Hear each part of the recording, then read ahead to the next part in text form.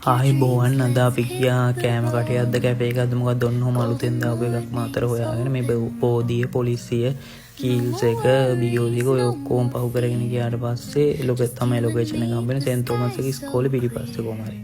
මෙන්න මේක තමයි බින්චුන් එක මේක මාතර අලුතෙන් දාපු කඩයක් කියලා තමයි කියන්නේ මම හරියට දන්නේ මේ කොහමරි මේ පිටිපස්සේ කෑම කන්නේ එහෙම තියෙනවා ඊපස්සේ මේ තමයි ප්‍රයිස් ලිස්ට් එක කොහමරි ඔය වගේ තමයි මෙන්න මේ තුන අපි ගත්තා අපි දෙන්න ඇයි මේ තුනම ගත්තා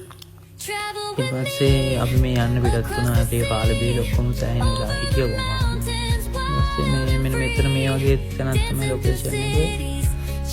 ඔයාලා ගිහිල්ලා බලන්න පොඩි වෙනස්ම අත්දැකීමක් එහෙනම් අපි ඊළඟ වීඩියෝ එකකින් හමු වෙමු ඉතින් ඔයාලා මේක ෆලෝ කරලා තියාගන්න ඊට පස්සේ YouTube channel එකත් තියෙන එක subscribe කරන්න ඒක න ෂෝට් වීඩියෝ තමයි දැන් නම් ඇත්තේ අපි එහෙනම් අලුත් වීඩියෝ එකකින් හමු වෙමු